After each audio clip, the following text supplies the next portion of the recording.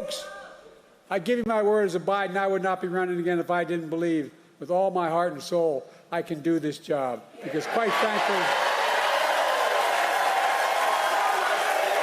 the stakes are too high.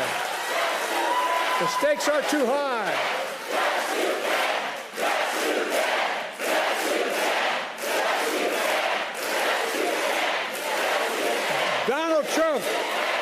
Donald Trump is a genuine threat to this nation.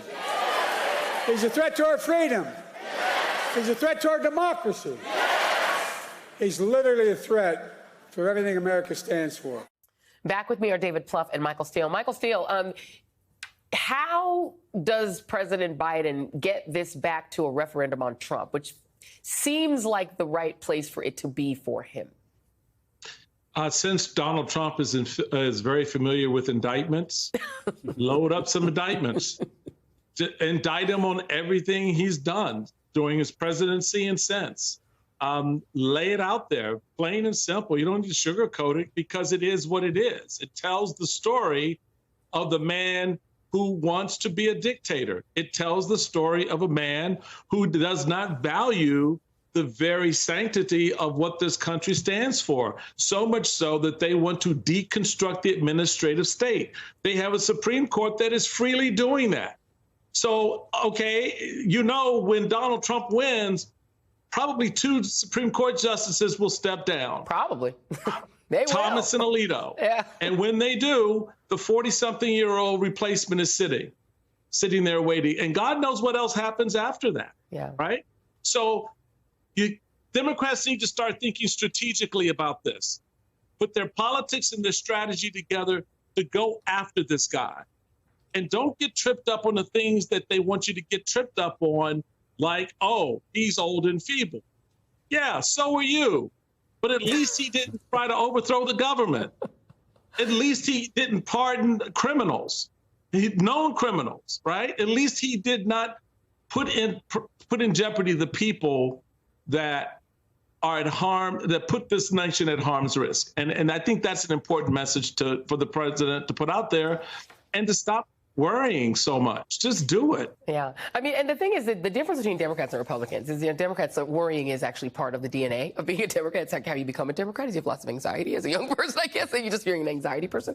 But I mean, you are somebody who is quite expert at running innovative campaigns for people. I mean, you literally ran a campaign for a black man named Barack Hussein Obama, middle name Hussein like Saddam Hussein, last name Obama rhymes with Osama. Okay. And he got elected. Pretty talented guy.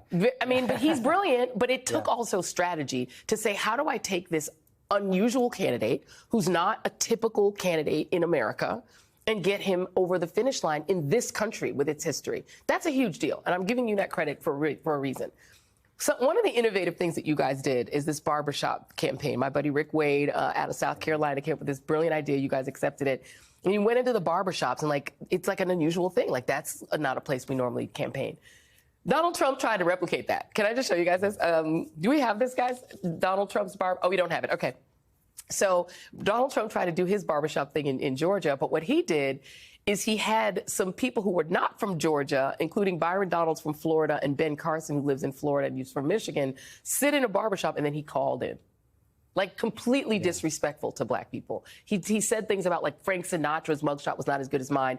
The younger people, if there were anybody younger there, they'd be like, who? You know what I mean? So the Trump people don't have a good campaign strategy either, because they're trying to rip off Obama tactics, but doing it in a sad, pathetic, disrespectful way. So they're not the problem. Democrats need some innovative strategies to run a very, very old guy. What's one? So I think, first of all, listen, Barack Obama was a great candidate, very generous credit, but as you know, it was all about those volunteers, right? And they were organizers. Fanatical. So I do think Biden's got an advantage there. They have offices and more important staff in all these battleground states. Trump doesn't. They're working barbershops, they're working factory floors, they're working diners, and that matters, right? You want to have human-human conversation. I think every race is different. So you have to accept that basically most Americans are disappointed with their choice. Yes. Even some Democrats are disappointed with their choice. Biden is not the political athlete Obama was or Clinton, or even he was 4 years ago, much less. But that's the race you have, right? Right. And I think the more, Michael is right, I think Biden should just every day talk about My walk has changed. I don't speak as well. I'm a great president, but I am the only thing standing in the way. And then everybody needs to embrace that, because you're meeting people where they are, which is Joe Biden is not most people's candidate out of central casting anymore. He's been an amazing president. Mm-hmm. Let's just embrace that. Yeah. But it's the only ride out of town to prevent Trump from running, right? Yeah. And I think everybody can rally around that. And I think that's important. And then the social media, I think Trump does worry me a little bit. He himself is on TikTok. Republicans, I think, have an advantage in YouTube for several cycles now. Obviously, Trump kind of natively understands Facebook and Instagram. We've got to make sure. I think that Biden came in as really smart people working on this. But honestly, Dark Brandon is brilliant. But this is the people that will decide this election. That's the windshield they look at the world through. Yeah. It's not the New York Times. It's not MSNBC. It is their TikTok feed. That's it's right. YouTube. It's influencers. So they've already done a lot there, but I would intensify that with Kamala Harris, with Barack Obama, with athletes, anybody. Yeah. Talk to influencers. And by the way, don't try and say he should be on Mount Rushmore, as good a president as he's been. Yeah. Just say, this is it. We need to be grown-ups here.